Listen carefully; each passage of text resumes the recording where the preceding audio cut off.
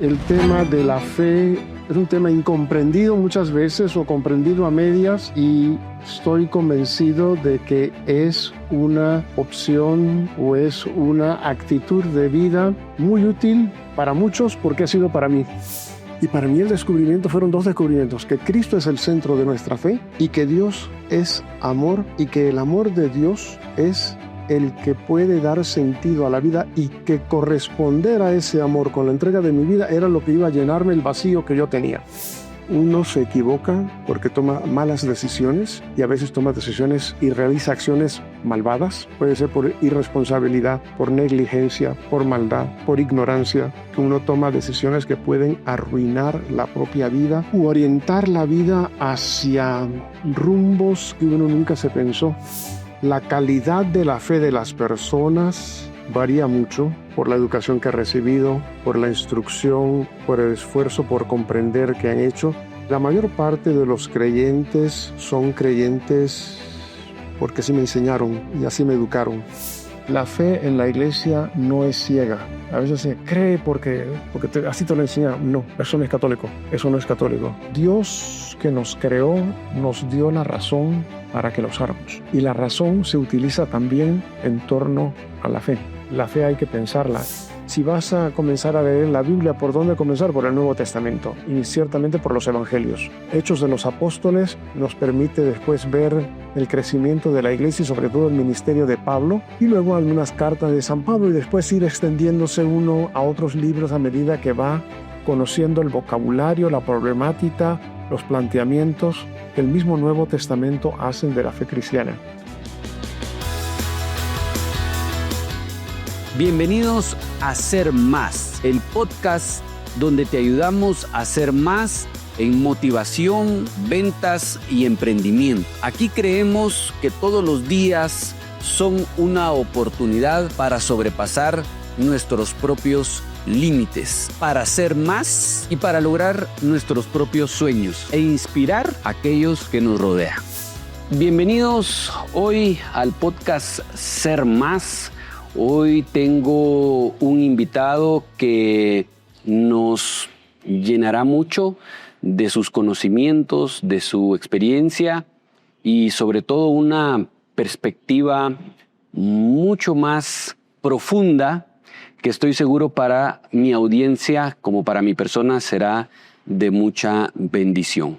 El invitado de hoy es Monseñor Mario Molina, al cual recibo y le doy las gracias por estar en este programa. Muchas gracias por la invitación y por la oportunidad de hablar contigo y hablar con tu audiencia.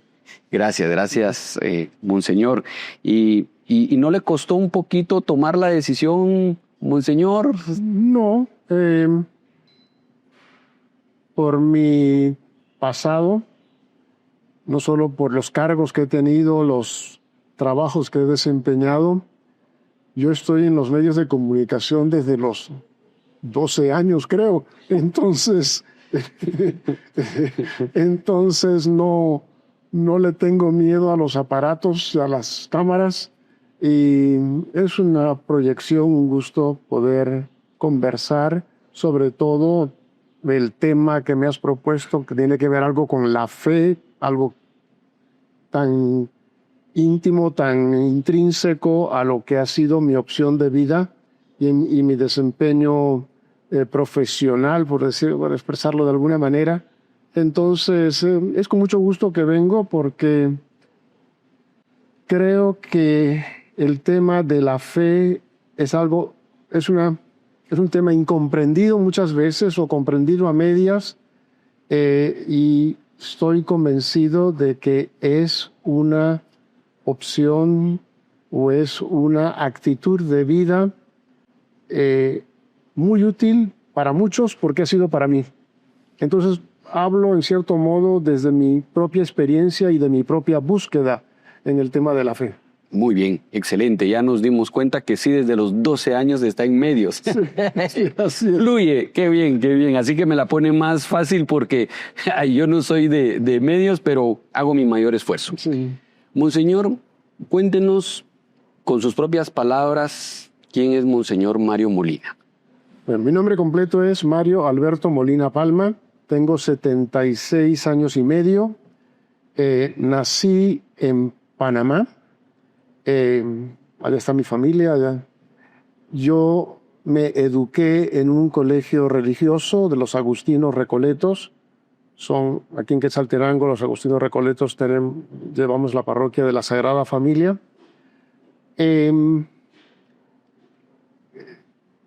Voy a quizá exponer mi biografía. Hablar de uno mismo requiere cierto pudor. Entonces, creo que voy a enfocar mi biografía, en mi exposición de quién soy yo, en la línea de lo que es el tema de la que vamos a hablar. Me eduqué en un colegio católico, regentado por los padres Agustinos Recoletos en Panamá.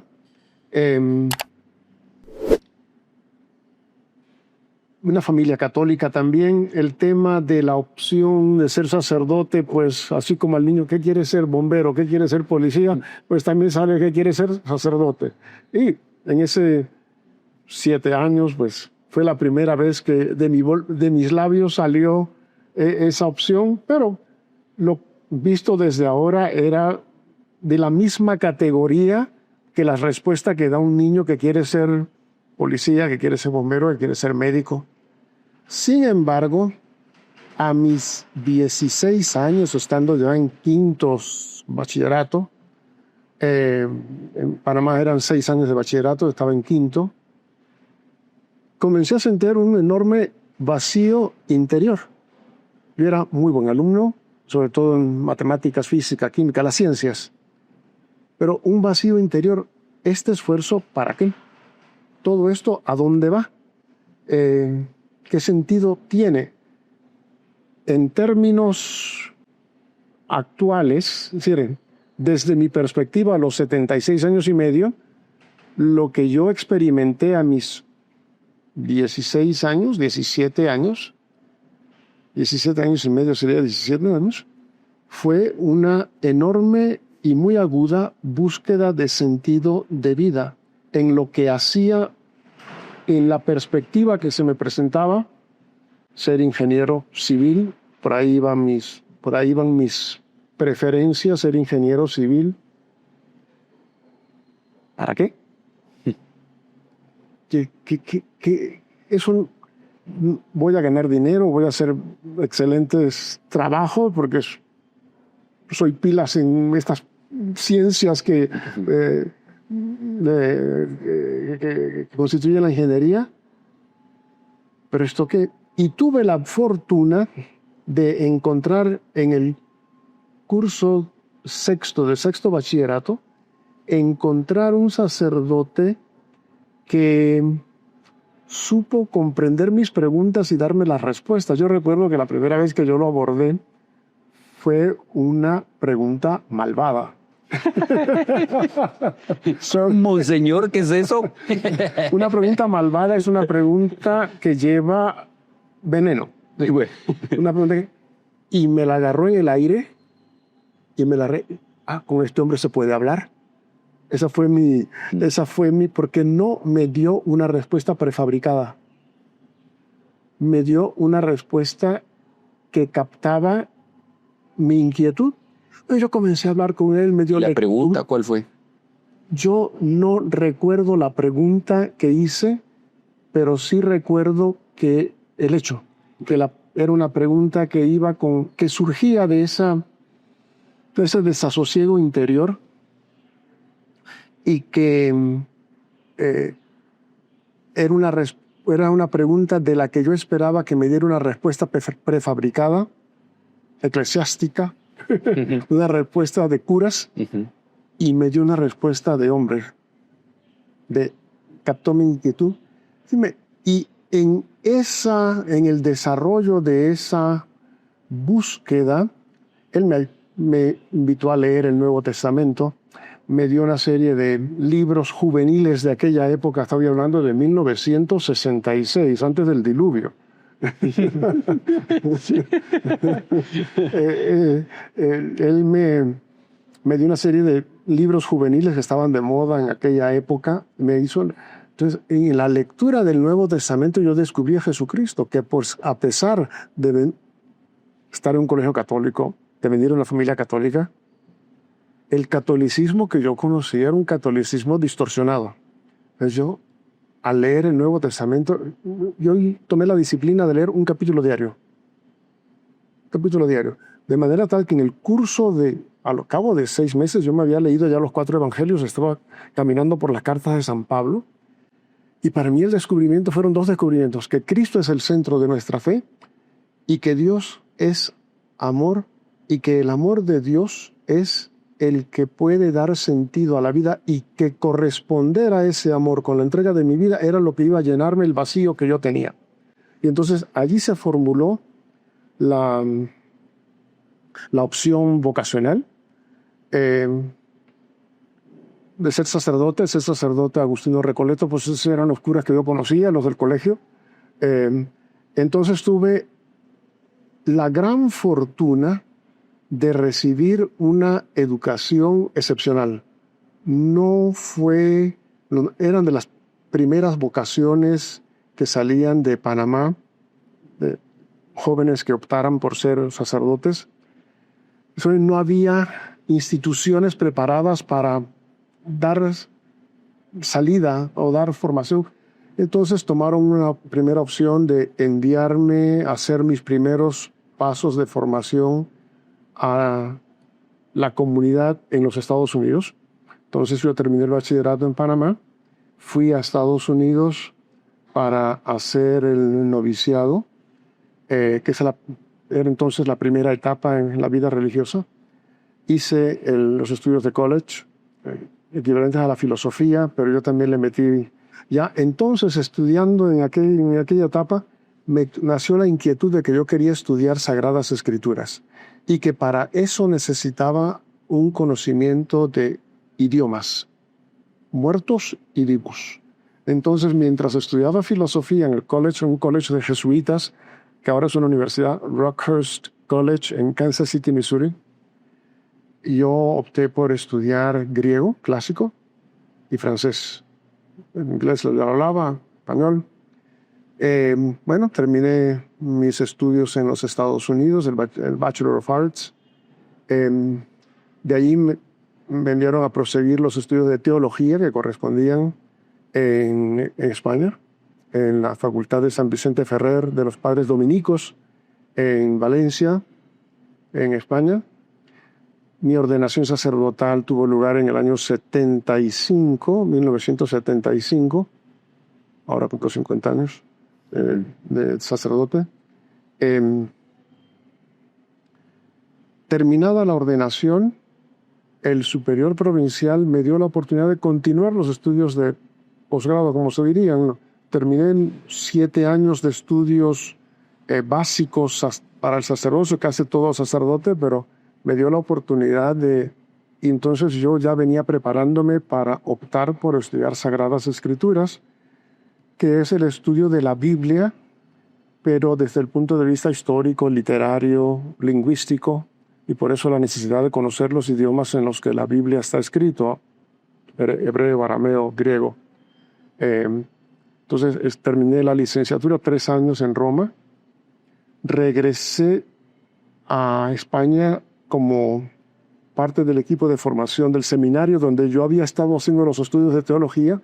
Ahora regresé como parte del equipo de formación, y el otro superior que estaba en aquella época, un buen día me pregunta: Mario, yo te veo estudiar mucho, yo te veo tan apasionado por esto, ¿quieres ir a hacer el doctorado?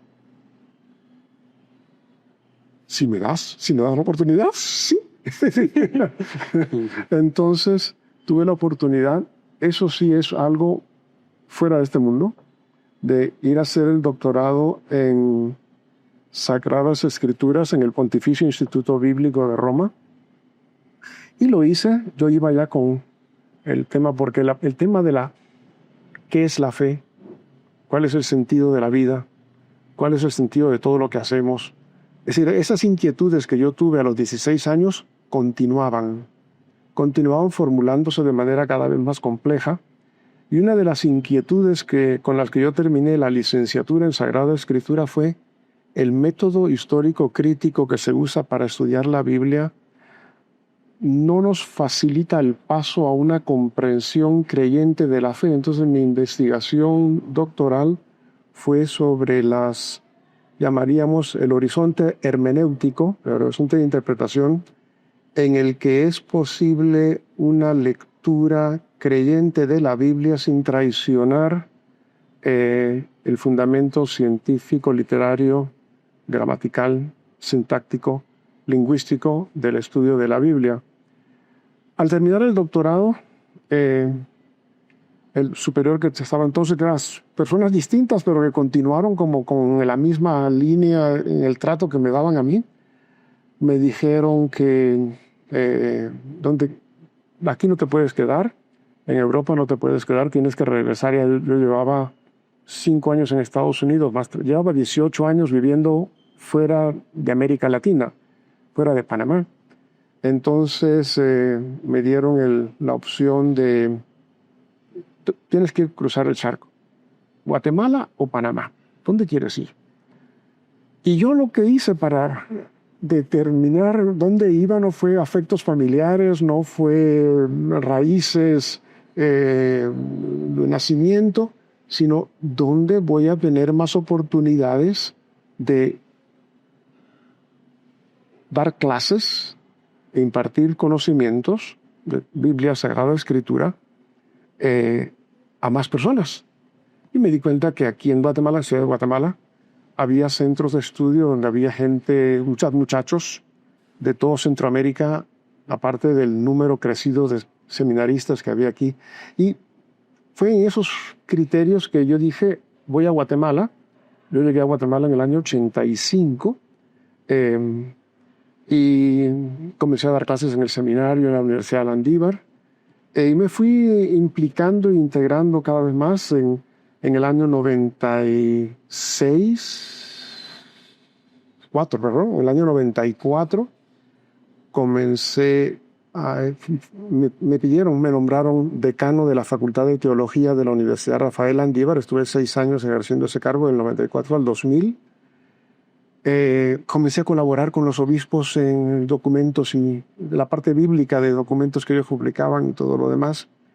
En el año 98, tras la apel y decanatura en la Landívar, con secretario adjunto de la Conferencia Episcopal, fui secretario adjunto de la Conferencia Episcopal por 4 años, del 98 al 2002. Y en el 2004 fui nombrado obispo de Quiché. Ya yo comencé a gestionar. Yo llegué en la época en que la ley migratoria para los religiosos era muy discriminatoria, estricta y restringida en Guatemala. Fue después de la firma de los acuerdos de paz en el año 96 que cambió la ley de migración y pudimos los religiosos por primera vez adquirir la residencia permanente.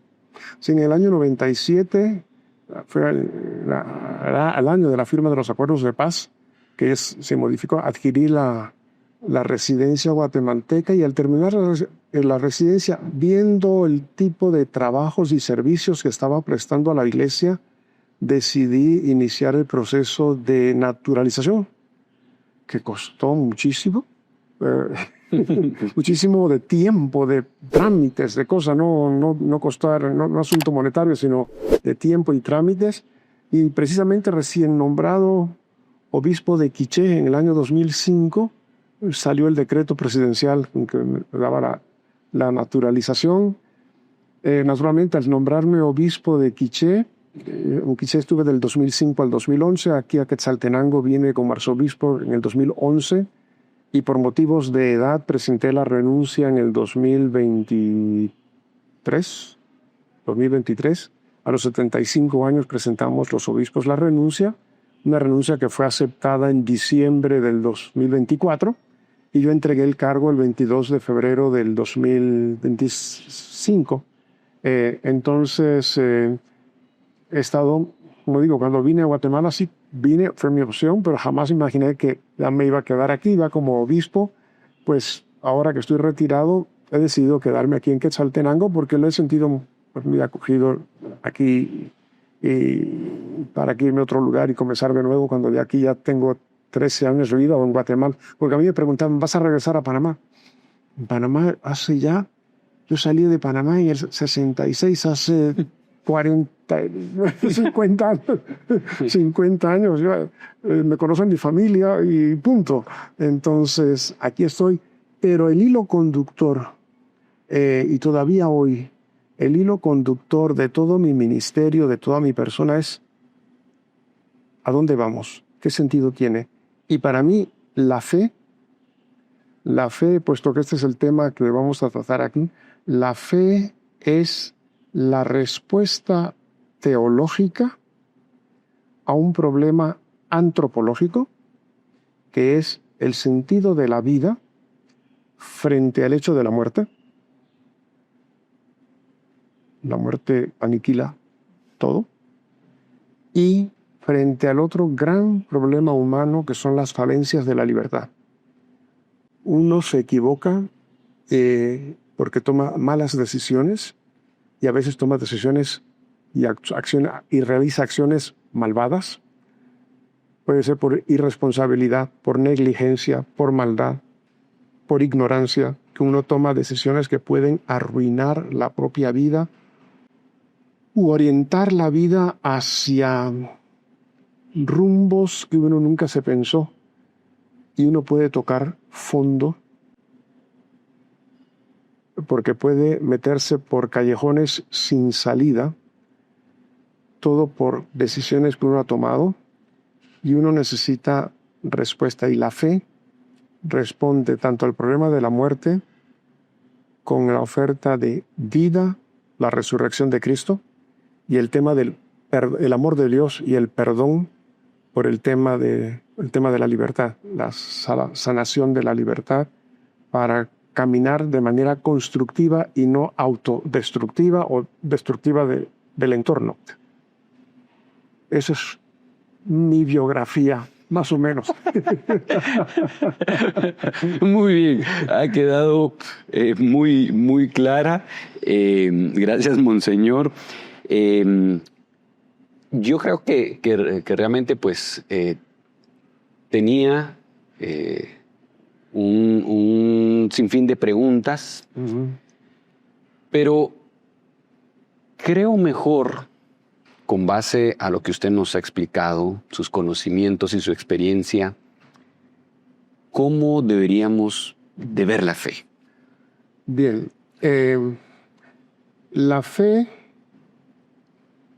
palabra fe tiene una gama de significados, algunos seculares incluso.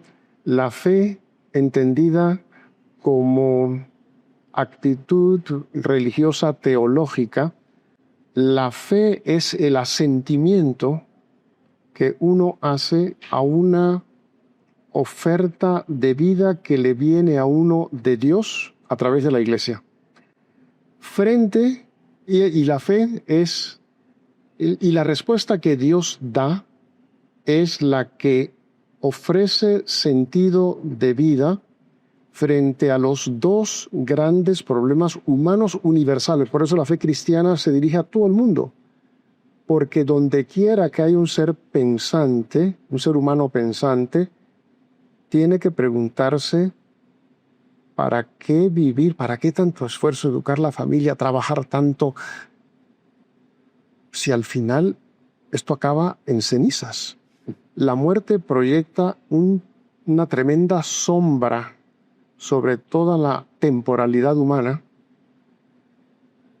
y que encuentra respuesta de parte de Dios en Jesucristo, que resucita, que vence su muerte, porque la resurrección de Cristo significa en primer lugar su victoria, el Hijo de Dios que se hace hombre, que comparte nuestra muerte. Sin embargo, en su condición humana, Él vence la muerte humana que padece como Hijo de Dios. Y permite compartir esa victoria por medio de la fe, los sacramentos de la Iglesia, bautismo, comunión, que nos unen a Cristo, y de esa manera la muerte humana para cada creyente, en vez de ser el muro con el que uno se topa al final del camino, la muerte se convierte en puerta que se abre a una plenitud, y por lo tanto la esperanza de plenitud sustituye la sombra de la muerte por la claridad de la eternidad, para que uno tenga una motivación de construir su vida sabiendo que todo ese esfuerzo por hacer algo positivo va a encontrar plenitud en Dios al final. Y el otro gran problema en la Iglesia, decimos que Cristo murió por nuestros pecados. Cristo expresó el gran amor de Dios por la humanidad, y su muerte, Él asumió en su muerte, en su sufrimiento, en su pasión, Él asumió nuestro deber de compensar el daño que hacemos con nuestras malas acciones. Él lo asumió en la cruz, de manera tal que Dios nos ofrece por su amor el perdón gratuito, la sanación gratuita de nuestra libertad, para que cuando nos encontramos en callejones sin salida en la vida, sepamos que hay un perdón que nos saca, que nos levanta y nos lleva y nos alienta con la enseñanza moral de la Iglesia, nos enseña a tomar acciones constructivas, a educar nuestra libertad para que nuestra vida valga las penas que cuesta vivirla. Entonces, ¿qué es la fe?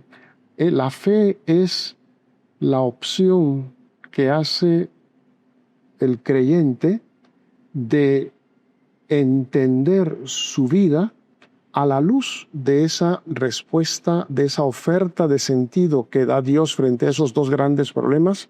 Después hay otras muchas cosas más, pero el hilo conductor es la respuesta a la muerte y a los extravíos de la libertad.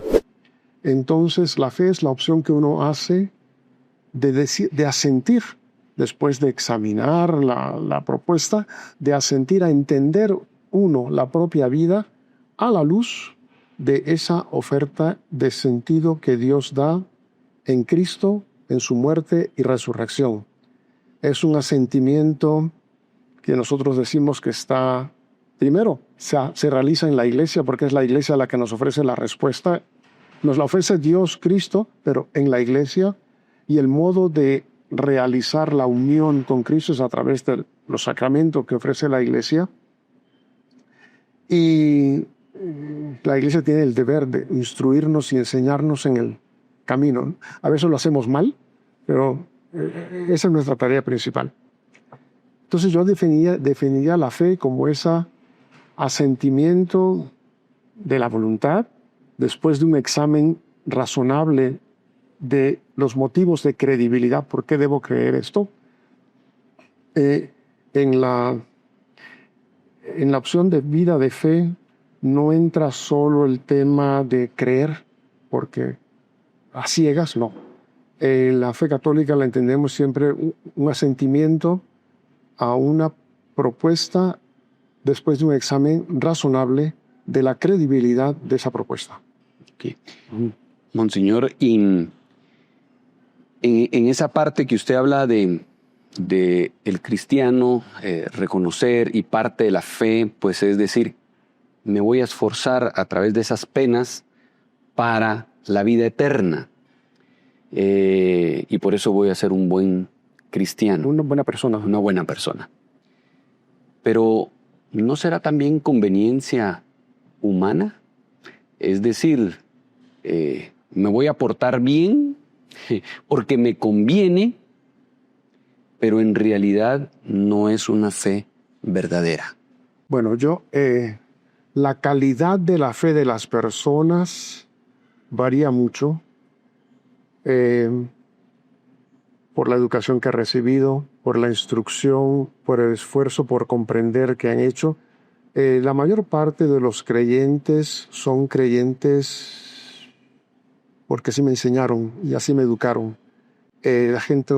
muy poca gente se plantea las preguntas y hay que ayudarles. Yo creo que una de nuestras tareas es ayudar a la gente a plantearse las preguntas que les permitan no tanto cuestionar la fe, sino apropiarse de su fe de una manera más integral e inteligente. Entonces, la calidad del asentimiento de la fe de las personas puede variar enormemente. Una de las ayudas que tenemos que prestar es precisamente con nuestras charlas, homilías, retiros, espacios de formación, siento yo, ayudar a las personas a conocer la riqueza de lo que han recibido y apropiarse de una manera más consciente de lo que han recibido. Por lo tanto, que puede haber personas que tengan un razonamiento insuficiente o un razonamiento, una apropiación de la fe inadecuada, eso lo admito que pueda haber. Es simplemente el gran reto que tenemos como eclesiásticos de facilitar esa comprensión para que las personas tengan una fe madura. Que hay personas que pasan por la vida con una fe muy superficial, muy inmadura, pues sí lo hay, pero eso no es el ideal. El ideal es que las personas lleguen a cuestionarse. Y pienso que como vivimos en una sociedad que se seculariza, en donde Dios y la religión es algo folclórico o marginal, o mejor prescindimos de ese discurso, en las sociedades muy secularizadas de Estados Unidos, Europa, sobre todo, ser creyente es ser un bicho raro, porque a Dios se le ha marginado, a la Iglesia también. En Europa el catolicismo es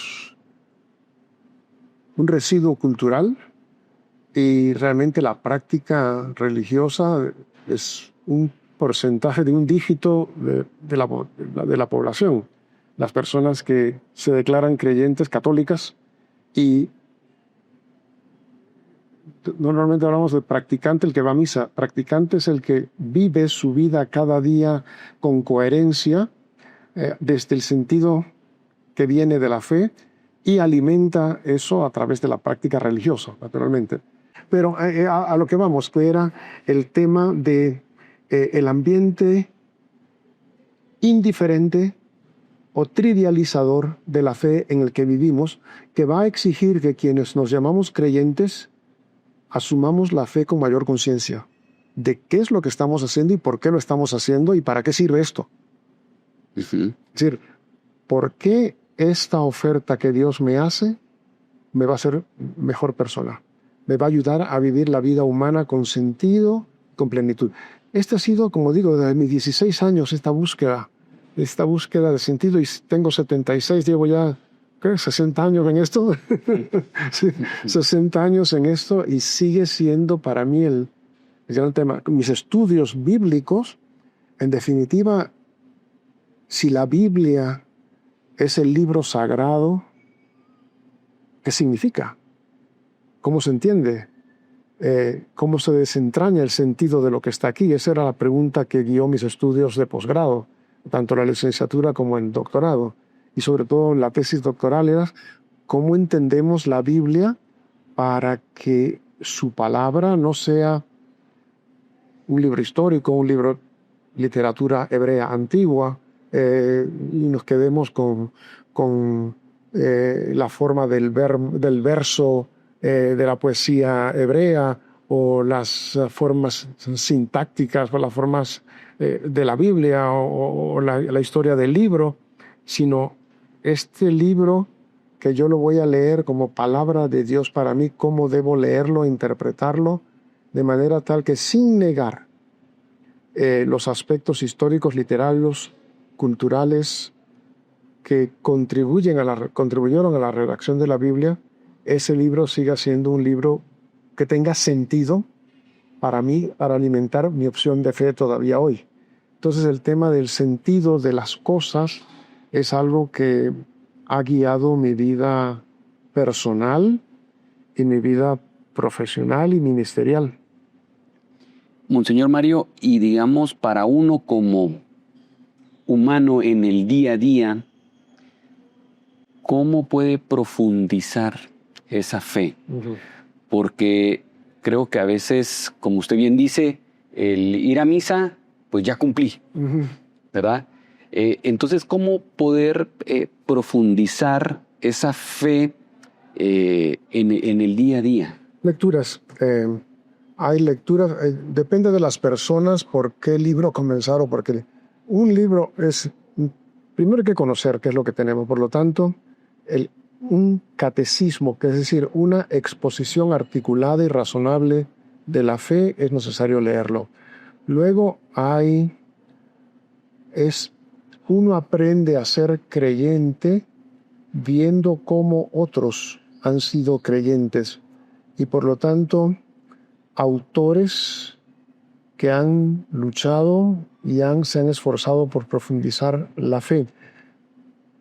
Aquí se depende de la sensibilidad personal, de la educación personal, pero por ejemplo, un libro que muchos leen antiguo, porque fue escrito en el 430, Agustín de Hipona, en el libro de las Confesiones, él narra, al estilo de la época, su búsqueda de Dios, su búsqueda de Dios. Él se educó en una familia donde su madre era creyente y le enseñó a Cristo, pero a los 18 años venía de una clase media solvente en norte de África, pudo hacer estudios superiores de retórica en Cartago, leyó un libro de Cicerón, el Hortensio, un libro ya desaparecido, pero que lo animó a buscar la sabiduría. Y en esa búsqueda de la sabiduría se metió por toda clase de vericuetos filosóficos y culturales hasta que reencontró de nuevo a Cristo. Entonces la lectura de un libro como Las Confesiones es un libro que le permite a uno ver la lucha, el esfuerzo de otra persona que ha hecho un camino. La Teresa de Jesús, es la historia de su vida. Eso es otro de los libros clásicos. Un autor reciente, John Henry Newman. John Henry Newman es un inglés del siglo XIX, anglicano, profesor de Oxford, en la corriente anglicana que tenía simpatías con el catolicismo. John Henry Newman se dedica a leer a los padres de la iglesia, los llamamos padres de la iglesia, a los obispos que nos han dejado escritos, obispos de los primeros 5 o 6 siglos del cristianismo, que en sus escritos, homilías, cartas, libros, nos han dejado sus propias explicaciones y búsquedas de la fe. John Henry Newman terminó haciéndose católico, fue cardenal, nombrado cardenal en la Iglesia Católica, es santo ahora. Entonces, uno de los modos es buscar literatura seria que le ayude a uno a profundizar en el conocimiento de la fe. Por una parte, los libros de teología, comenzando por el catecismo. El catecismo de la Iglesia Católica, que es un libro así gruesote, que comenzar por ahí me parece que es un reto demasiado fuerte para el que está ayuno de una preparación, pero hay catecismos más sencillos que lo introducen a uno en el conocimiento de la fe. Y luego la lectura de libros serios, de pensadores serios, que exponen o su propia experiencia de fe o explican aspectos de la fe que enriquecen nuestro nuestra propia experiencia, nuestro propio conocimiento. No debemos olvidar que la fe no es solo asentimiento a un mensaje, es razonamiento también de ese mensaje para conocer su credibilidad. En la iglesia la fe en la iglesia no es ciega. A veces se cree porque así te lo enseñaron. No, eso no es católico. Eso no es católico. La fe es Dios que nos creó nos dio la razón para que la usáramos. Y la razón se utiliza también en torno a la fe. La fe hay que pensarla y la fe pensada es lo que da lugar a la teología. La teología es la exposición racional de la fe. Okay. Okay. Y de la Biblia, tanto el Antiguo como el Nuevo Testamento, ¿algún preferido que usted tenga y que diga, si leemos esto? Para una persona que va a comenzar la Biblia, volviendo a mi experiencia a los 16 años, yo había comenzado, antes de conocer a este sacerdote que me orientó, yo por mi cuenta, había comenzado a leer la Biblia en la página 1. Había leído Génesis, había leído Éxodo, estaba bregando y sudando a través del libro del Levítico, que es el tercer libro de la Biblia. Y cuando él me dijo, lee la Biblia, estoy leyendo, ¿qué está el libro? No, por favor, olvídate del Antiguo Testamento, comienza con el Nuevo. Entonces yo comencé con San Mateo. Yo diría que una persona que va a comenzar a leer la Biblia, primero debe leerla como se lee un libro. Es decir, hay gente que, lo digo porque por la costumbre, lee la Biblia ahí donde se te abra y eso es un mensaje. No. También hay que abordar la lectura de la Biblia de un modo razonable y racional. Y uno lee un libro por el comienzo. Entonces, para conocer a Jesucristo, lo mejor es los evangelios. Un evangelio muy legible es San Lucas. Más difícil de leer es San Juan. Requiere más, pero se puede leer también, pero yo diría comenzar por los evangelios, uno o dos de los evangelios, seguir por los Hechos de los Apóstoles, algunas cartas de San Pablo, como puede ser 1 Corintios, 2 Corintios, Gálatas, Romanos es bien difícil. En mi experiencia yo comencé en página 1 y terminé en página 300. Si yo leí el Nuevo Testamento así, de seguido, había cosas que yo no entendía y yo no recomiendo leerlo así. Pero sí recomiendo, vas a leer los Hechos de los Apóstoles, comienzan en el capítulo 1 y terminan en el capítulo 28. Vas a leer el Evangelio de San Mateo, comienza en el capítulo 1 y termina en el capítulo 28, también tiene 28 capítulos. Vas a leer a San Marcos, comienza en el capítulo 1 y termina en el capítulo 16. Lee los libros completos y déjate impactar por la figura de Jesús. Para comprender la lucha de la fe, San Pablo, Corintios.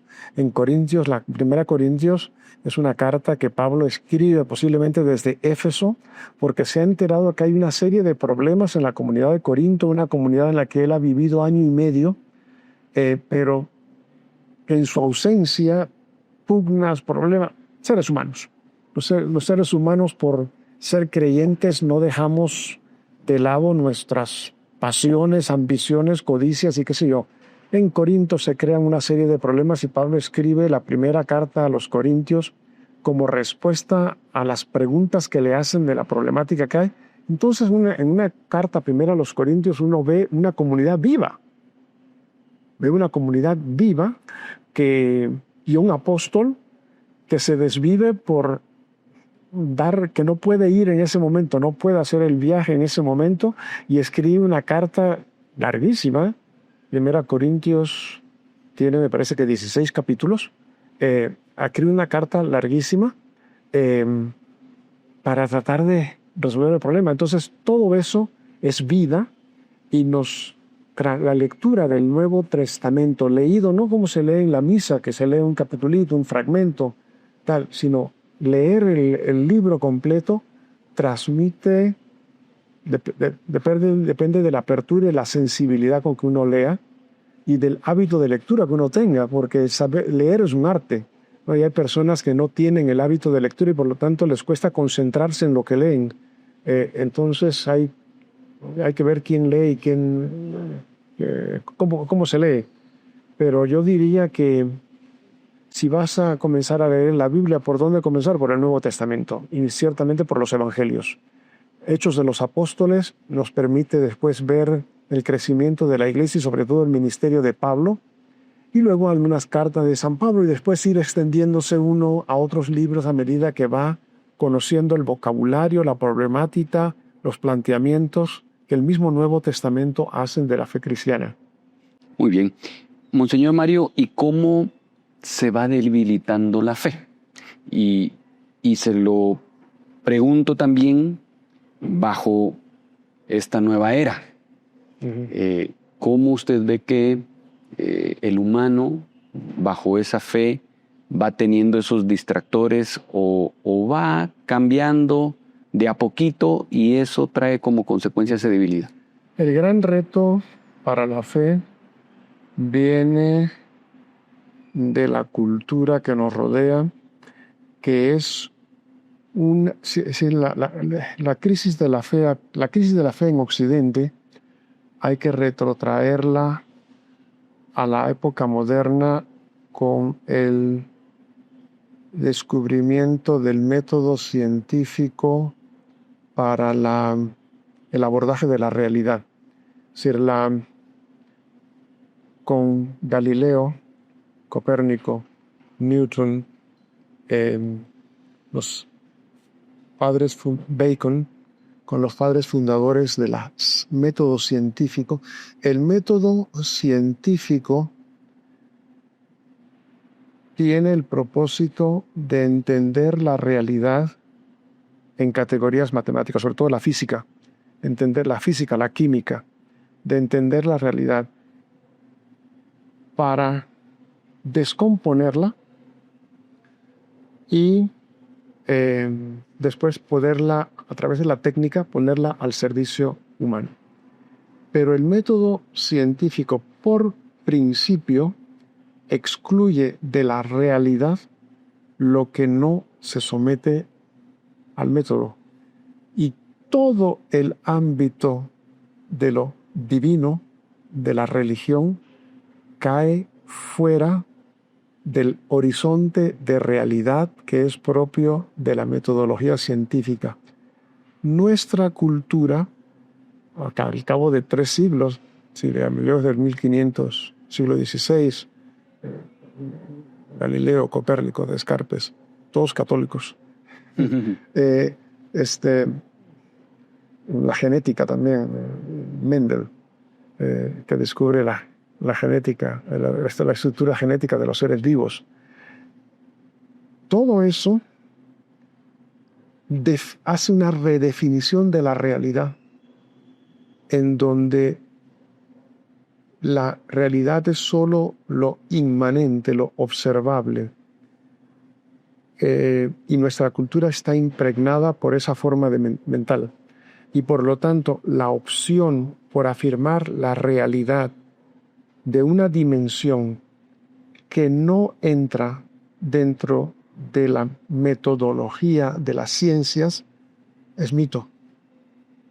Entonces, el gran reto que tenemos en los católicos, los creyentes, el reto de la teología es ayudar a superar las limitaciones culturales en las que vivimos. Es decir, la secularización no es otra cosa que la prescindencia, la exclusión de la dimensión trascendente de la realidad para quedarnos con aquello que es simplemente constatable y medible por los diversos métodos.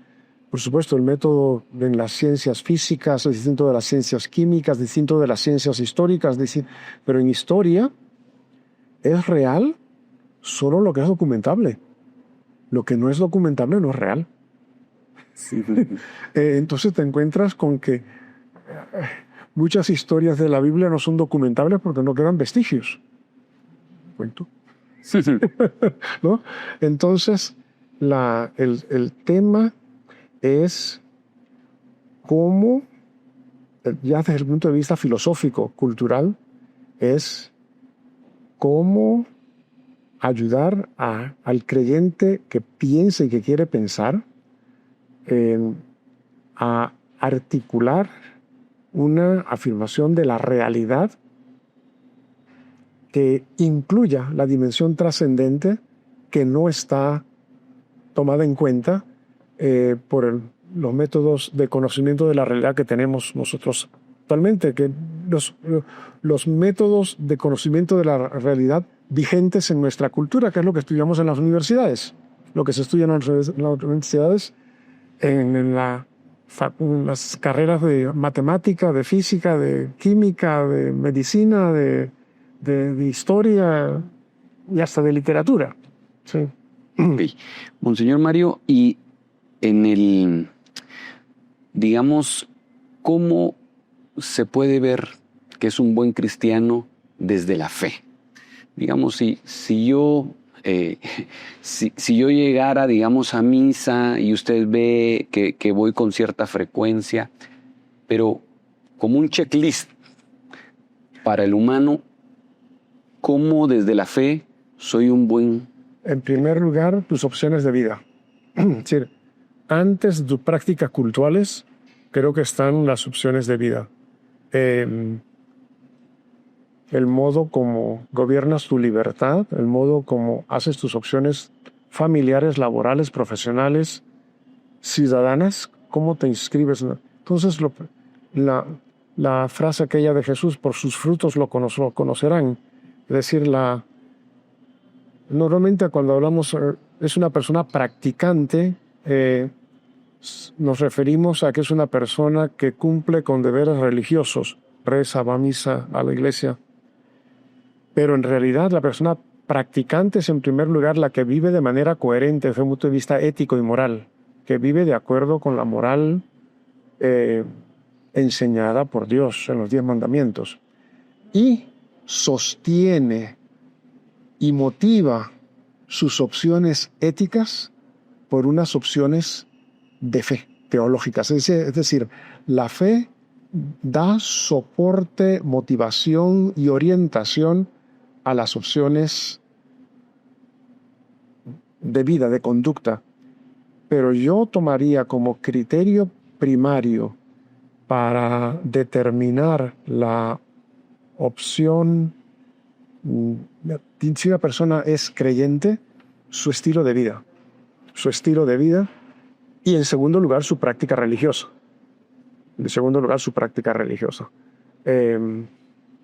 Sí, para mí ese sería el criterio. Una persona coherente éticamente, pero que no tiene ninguna práctica religiosa.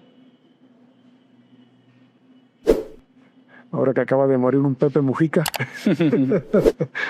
una persona de mucha coherencia, pero no es que esa persona sí es una persona muy recta por lo que se sabe de él, por la fama que tiene, por el modo como actuó en política. Es una persona de mucha coherencia, pero no es un creyente. Las motivaciones de su conducta recta no venían de la fe, venían de otra estructura filosófica que le ayudó a vivir, pero de esas personas hay una en un millón. Es decir, la opción de fe normalmente es una gran ayuda y mucho más democrática, mucho más accesible a muchas más personas para llevar una vida recta. Pero al final, ciertamente, Jesucristo dice: quien me reconozca delante de los hombres, yo lo reconoceré delante de mi Padre. Es decir, creer en Jesucristo y creer en Dios es importante, pero eso tiene que estar, esa opción de fe tiene que alimentar una coherencia de vida.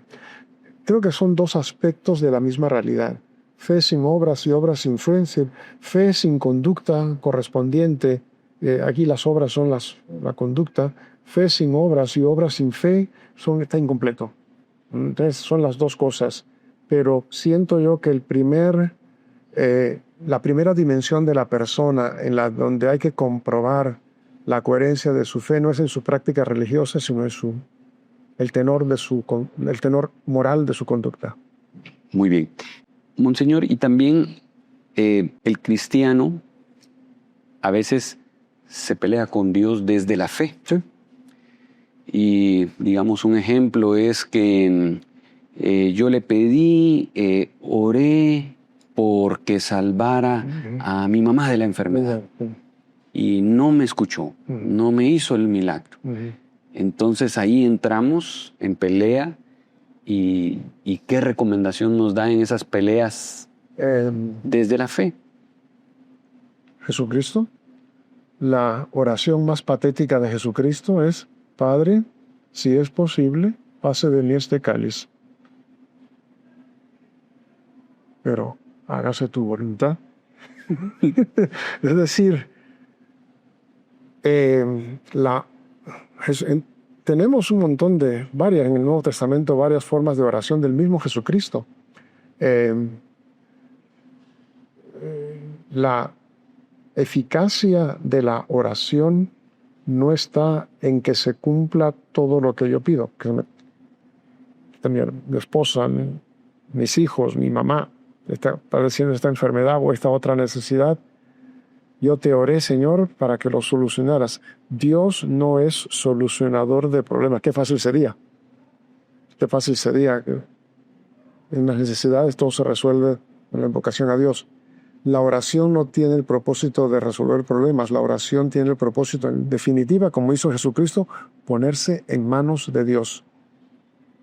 En los momentos propicios y en los adversos. En los momentos favorables y en los contrarios. En los momentos de oscuridad y en los momentos de luz. En definitiva, Señor, te pido por la salud de mi mamá. Pero si no es posible y no es tu voluntad, también te pido que me ayudes a ayudarla en su enfermedad terminal. Entonces, pelearse con Dios porque no me cumplió lo que le pedí es comprender erróneamente la función de la oración. Ciertamente hay expresiones bíblicas: pide y se te dará, toca y se te concederá, tal. Pero hay otros pasajes bíblicos en que la oración no funciona así, o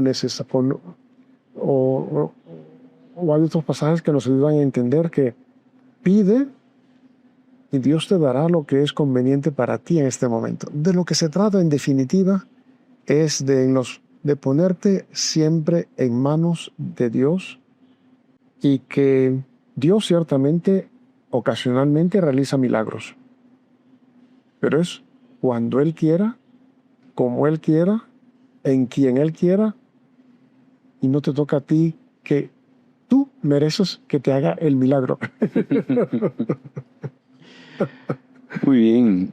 Muchas gracias, Monseñor. Realmente ha sido muy profundo el tema y creo que apenas tocamos la punta del iceberg, pero ha dejado realmente pues un mensaje y yo creo que ha dejado esas pinceladas.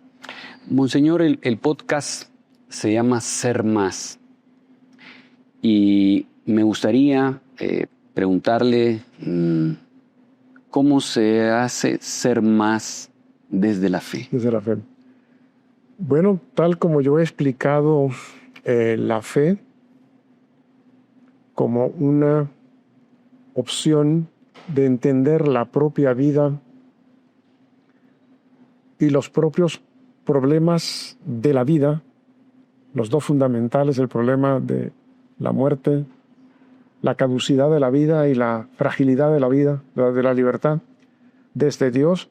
Entonces, la fe tiene el propósito de ayudarte a ser mejor persona, a que tu vida tenga sentido, a que tus opciones de vida y tus acciones cotidianas tengan consistencia, sentido y sean constructivas. Entonces, la fe bien entendida te va a ayudar a ser mejor persona. Y en teología a eso le llamamos ser santo. Y el santo es aquel que en medio de las limitaciones, dificultades, tropiezos, cuando uno lee vidas de santos, uno dice, bueno, ¿cómo esta persona perseveró en su vida de creyente con tantas contrariedades, adversidades y dificultades que encontró? Entonces, ciertamente, en mi opinión y en mi comprensión de lo que es la fe es el auxilio que Dios te da para entenderte mejor, para actuar mejor y llegar a ser, al final del proceso de construcción de tu biografía, al término de la construcción de tu vida, ser mejor persona de lo que eras cuando comenzaste. Muy bien, nos deja ese reto a ser mejores, a buscar esa santidad humana. Gracias, Monseñor Mario, por compartir. Definitivamente va a haber entrevista 2. Para no perderse estos episodios y más, sigan el canal de YouTube y también Spotify y no se pierdan estos capítulos que estoy seguro que serán de mucho provecho y bendición para ustedes.